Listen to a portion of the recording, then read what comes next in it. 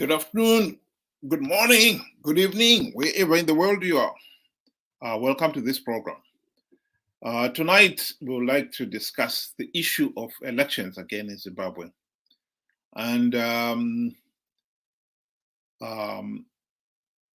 former President Obama, in fact, he gave this talk when he was president in South Africa, reminding us what constitutes a democracy, free, fair, and credible elections. And I think it is important to go back to that and use it as our benchmark. Just listen to this.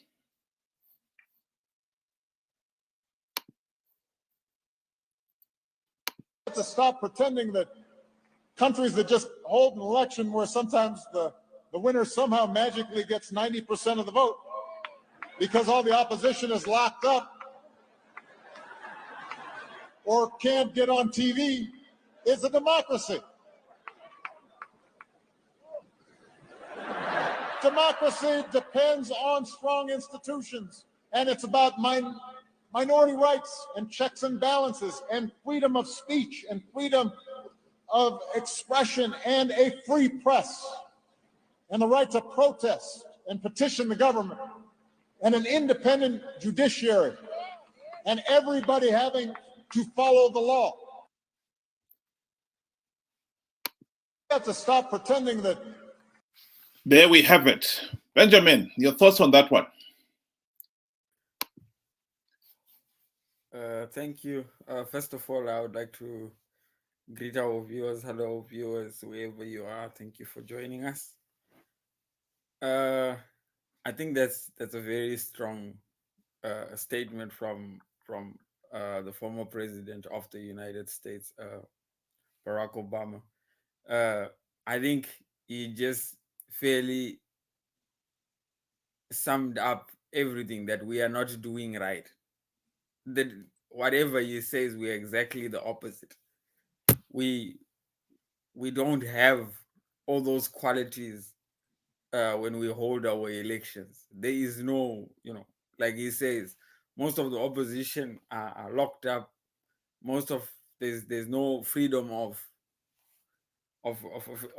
expression. There's no freedom of speech. We are just exactly the opposite, if I may say. So he's very, very correct. And the funny thing is, when these elections are over, when the reports come from institutions like SADC, they say it was somewhat fair. How do you come to the conclusion of somewhat fair, or credible elections when, every arrow is pointing the wrong direction? It is quite baffling for me. I don't know your take.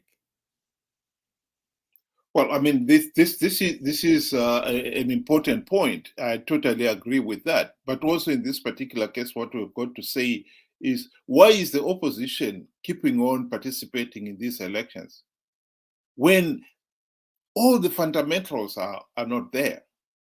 We don't have a free judiciary. ZEC is not independent. We don't even produce a verified voters roll. We're talking of an election with 5 million people, and you still fail to produce a verified voters roll. ZANU-PF has already denied 3 million Zimbabweans in the diaspora the vote. That's constituting about 37% of the potential electorate. So ZANU-PF is cherry picking on who can vote and who cannot. And the annoying thing is the opposition is the one that is keeping on participating in these flawed elections. This is what is so annoying. They know the process is flawed. They know ZANU-PF is rigging these elections, and yet they are the ones who keep on participating. And I think the other important point to notice here is also that the opposition, at least the MDC opposition, had the opportunity to implement the reforms to make sure that we've got a free ZEC, a free press, freedom of expression, the elections are free, fair, and credible, etc., during the GNU. They failed to implement even one reform because they were convinced they will win the elections without any reforms. This is our problem.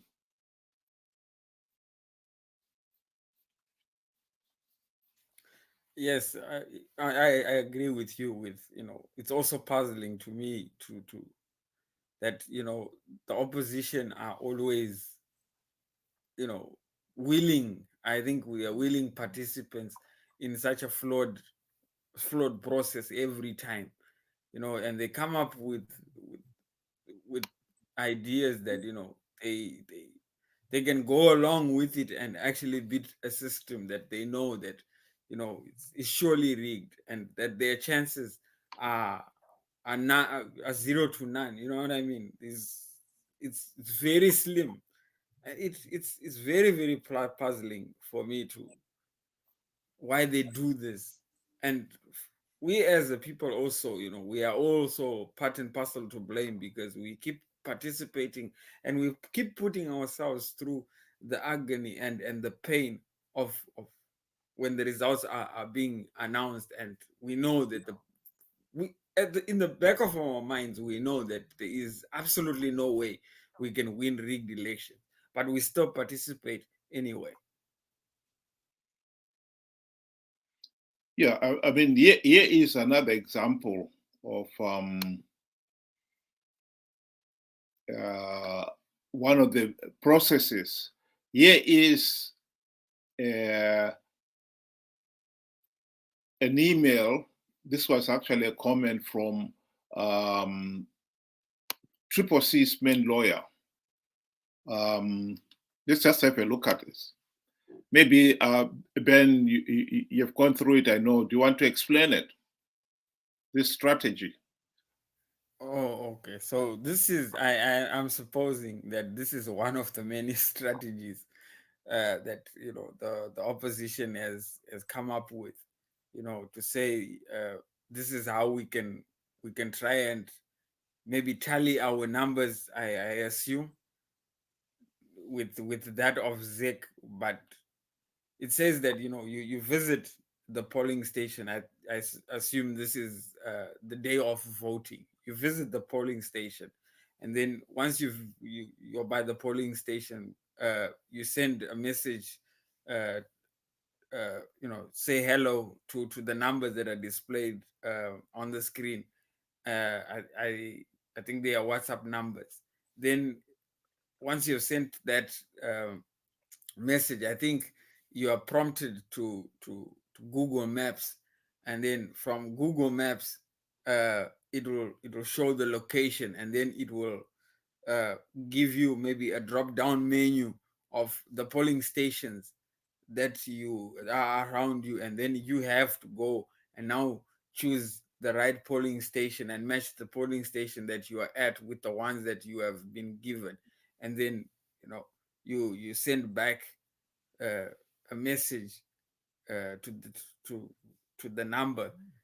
For me, yes, it's a strategy that works, but not to an average Joe. It's too much work. And secondly, we know that in Zimbabwe, not everybody has got these smartphones. Secondly, thirdly, not everybody has got the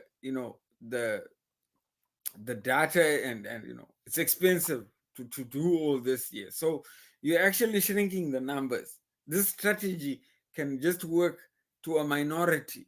So I don't see how these numbers are actually going to be of any effect if it only caters for just a few, because this is a lot of work. Let's be honest, right? Not a lot of people are going to be able to do all this. So for me, this strategy, yes, it somewhat covers, but then I don't see how this is going to end up, being a successful strategy in terms of getting a tally of numbers. That's my opinion. I don't know. How do you see this strategy? Is it effective? Or? Well, this comes back to the issue we're talking about earlier on. We've already said the reality on the ground is such that you can never have free, fair, and credible elections. you do not have all the other fundamentals for free, fair, and credible elections. One of the issues here is the issue of people are being intimidated to go and vote for ZANU-PF. People have been told by the same CCC leaders that, oh, your vote is free. In reality, it's not, because ZANU-PF has increased the number of polling stations from 10 per constituency in 2008 to over 60 this year. And they've removed the constituency-based polling station, voters roll, to a polling station-based voters roll. And that has meant there will be about 500 maximum number of voters in each polling station, particularly in the rural areas. They're talking of 2 or 3 villages. And ZANU-PF officials would know those people from those villages. And the counting is done in each polling station. So to stand around and think that ZANU-PF will somehow not know how, if, for instance, for the sake of argument, 400 people voted for the opposition, they would not know who those 400 are. It's naive, to say the least. Your vote is no longer a secret. So in other words, by the time you go to voting, the rigging has already been done. So all these strategies are coming up to stop the rigging at the polling station when the damage is already done. The intimidation is being done as we speak. So this is again where, you can discuss all you want, these strategies, but he is looking at the day of voting. The damage is already done. What is the point of trying to think you can come up with strategies on polling day? And in any case, even on polling day itself, in the rural areas, most of these election agencies that they are appointing, if they are based in the village, most of them will be intimidated, so that they really do not cannot afford to be starting to question what is happening in the polling station. They'll be bullied. So the damage is already done. So to me, personally, I don't see really the point of discussing even some of these strategies. Some of them, they are so childish. Like we correctly say here, how many people have got smartphones? And how many of them are going to use them for this kind of thing? So at the end of the day, you participate, you've got to accept the results. You cannot participate and then turn around and say, oh no, the elections were rigged. It's too late. You participate with the conviction that you're going to win. And that is the problem. Do you remember who came up with this strategy, Ben? I saw it was tweeted by Tawani Mpofu. I've seen the strategy some time back. I think this is just to remind us, or it's a better version of of the previous one. But for me, it still does not work. It's not even close to 100%. Probably it's just 20% of as effective as how, because in Zimbabwe, I mean, there's been statistics done on people with smartphones.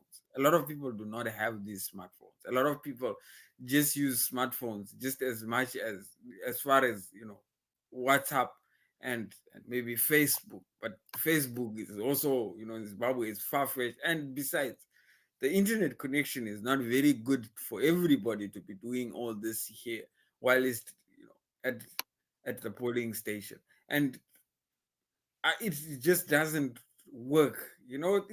This is what we've always been talking about, that some of these strategies that CCC always claim to have fallen so short of the mark. Look at it this way.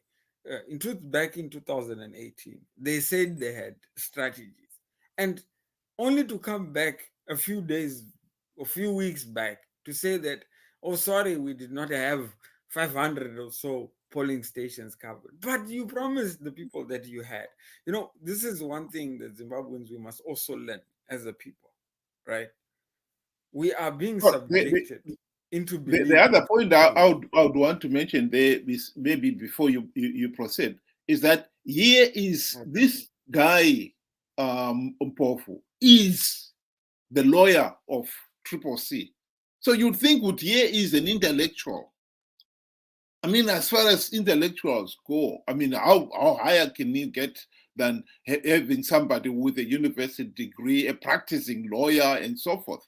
And you think Gutier would understand this process is flawed. So how come he is the one who is coming up, even encouraging people with these uh, uh, strategies that are only addressing uh, closing the stable when the horse is already bolted? This is what I can't understand about this one, Benjamin. Sorry, go ahead. Yeah, I do share the same sentiment with you to say, I mean, honestly, some of these strategies are not so well thought. If I mean, look at it, it's not just one person, right? All these guys, most of them, they are lawyers. We are saying this is a room full of intellectuals that came together and brought up this. I find it very, saddening to say, just imagine if these guys were also going to be the ones to rule us at the end of the day. If you come up with such a poor strategy, honestly, how can you make decisions for a country that will benefit everybody?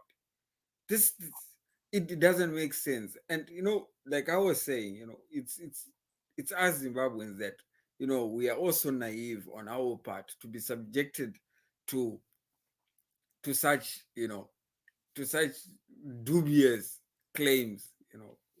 It it doesn't make any sense. Every time they promise us they will have this, the last time they promised that they will have everything covered, and only to come back that there were so many number of polling stations that were not covered. But you said you had the people you promised. You know what I mean? So for me, it's just another way of we're doing this whole process over and over again. And what is annoying is, I've always said this, what is annoying is, for the past 43 years, we have been doing the same thing, participating, and the result has always been the same, right? Once we boycotted, just once during the rerun of the 2008 election, and we came about to having a GNU. Then straight after the GNU, we went back to default settings, and we are continuing the same thing, participating in what? In rigged elections. Why are we changing from a strategy that worked before? Okay, why don't we try that strategy that worked before? At least now the boycott we have got an explanation. I mean, there is dozens of cases of things that are happening around in and around Zimbabwe that show intimidation, that show violations of human rights. It's evident. And if you were to bring that there to any court or any international court or any institution, whether it be SADC, whether it be EU, whether it be the United Nations, they would rule in your favor because these things are happening. But no, we would rather want to come up with these audacious strategies and try and worm ourselves, whereas we could just take the easy. I think that's the easy and logical route at the end of the day. Yeah, well, in this particular case, I would like to come back to what former President Barack Obama was talking about, that elections should be more than just going through the routine of the election. They should be free, fair, and credible, and all those other conditions. I think in 2013, this was an extract from David Coulthard's book, and in which he admitted in his book that the West, I'll read it out. The West aspect for me about the failure to agree a coalition was that both MDCs could not now do the obvious, withdraw from the elections. He's talking about the 2013 elections. The electoral process was so flawed, so illegal, that the only logical step was to withdraw, which would have compelled SADC to hold ZANU-PF to account. But such was the distrust between MDCT and MDCN that neither would withdraw for fear that the other would remain in the election, winning seats and giving the process credibility. I think that really summarizes the problem we have in Zimbabwe. The process itself is so flawed that the only logical thing to do is to withdraw. But these people are not withdrawing out of greed. That is what is at heart here. All these strategies they're coming up with, they've got to justify why are you keeping on participating in flawed elections? And so you've got people like Mpofu here coming up with these absolutely idiotic strategies. Yeah, bolting the stable door when the horse is already bolted. You know the horse is already bolted. So why are you pretending that somehow you are making a significant impact by bolting the stable door? This is what we have the problems with here. You know, he is admitting there that the process is flawed, but he has got to participate out of greed. I can't understand why the ordinary Zimbabweans have failed to see that they are being taken for a ride. I can't understand that one, Benjamin. You see, okay, let me draw your attention to the to what you just posted, to David Coulter's statement there. You know, if you look at it, it says there was so much mistrust that the other one would, would still participate and win seats. And then if you look at it recently, when there was an interview, and Nelson Chamisa was asked by one journalist that, concerning uh, parliament, the winning of seats, is it just all about just winning seats? I think this is what it all comes down to. It's about parliament. At the end of the day, we have to have some sort of form of representation in parliament. And he, Chamisa, says it's no longer about parliament for us. We've been in parliament for a very long time.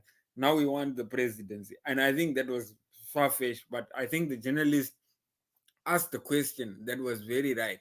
And to say, "Yeah, are you doing all this just for parliament?" And for me, I would say yes, this is just done so that at least they may garner some seats within parliament, and at least they can get some of their cronies, paid, and they can be off the back of, getting monies off their salaries coming off Triple C, of which for me, I would have always said Triple C has got no way to be raising money except from getting, handouts from people. So I think this is what is the main agenda, is to try and get as much of their folk and their kin in there into parliament, and life goes on from there. And then at least they can also, get monies, like when parliamentarians get, loans, the $40,000 loans that were being handed out recently, just before the close of parliament. This is what it all comes down to: greed, for me. Yeah, but the important question there is, why is it that the people are failing to realize that they're being taken for a ride by the opposition? I think this is what is at the heart of our problem in Zimbabwe.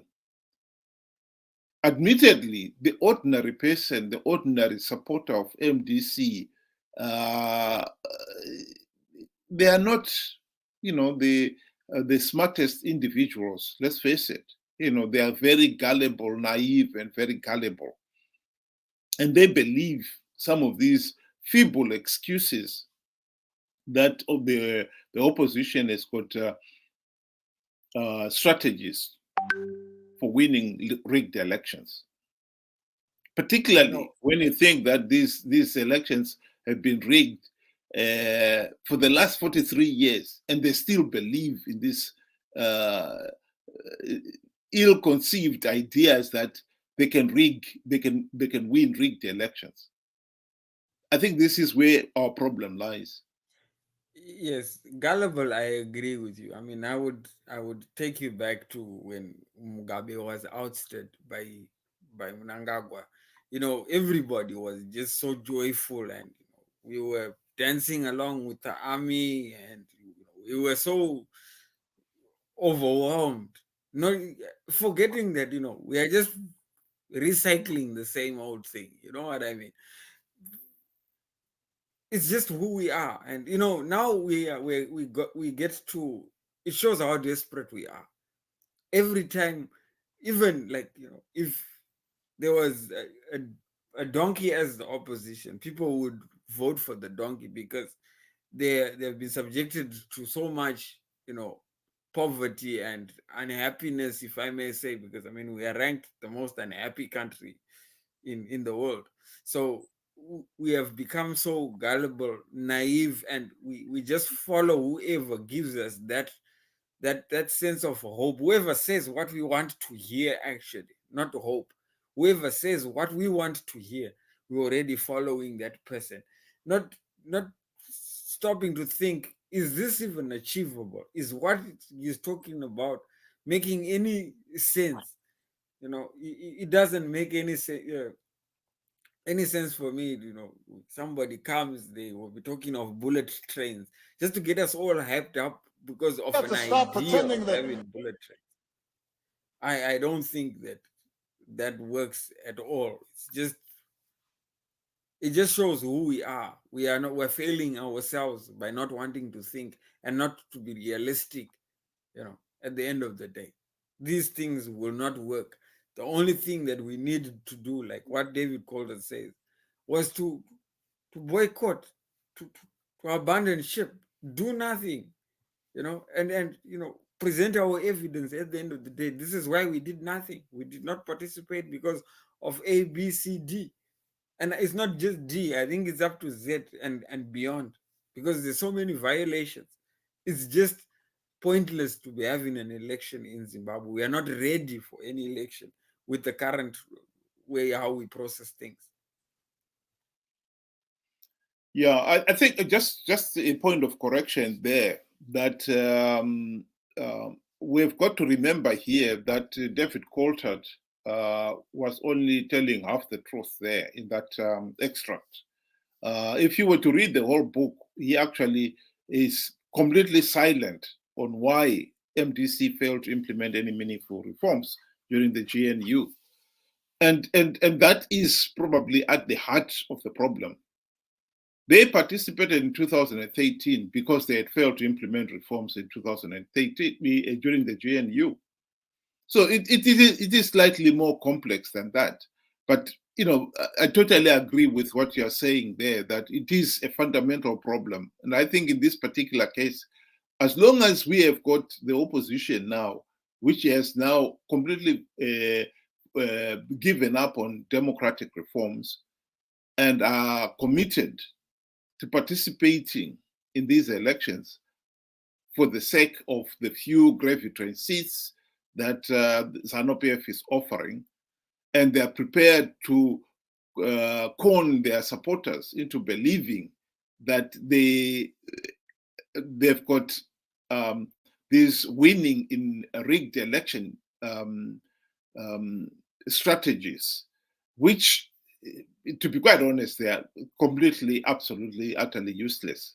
You do not defeat the whole system, which, like President Obama pointed out at the beginning, is so flawed. All the structures are not there.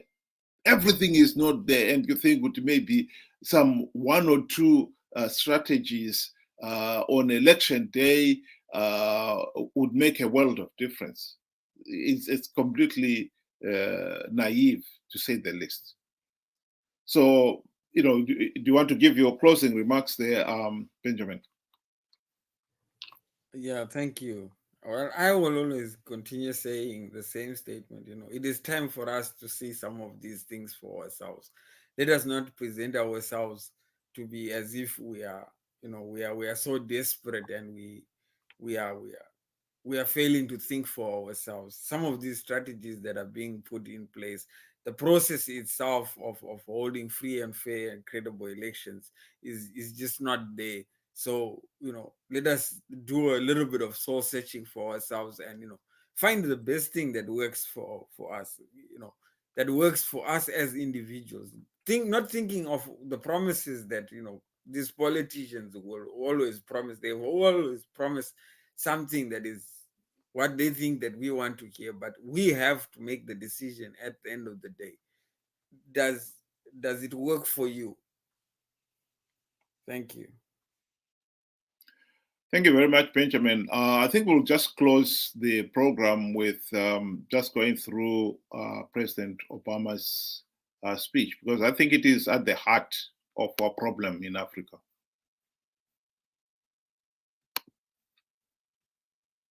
To stop pretending that countries that just hold an election where sometimes the winner somehow magically gets 90% of the vote because all the opposition is locked up or can't get on TV is a democracy. Democracy depends on strong institutions, and it's about minority rights and checks and balances and freedom of speech and freedom of expression and a free press and the right to protest and petition the government and an independent judiciary and everybody having to follow the law.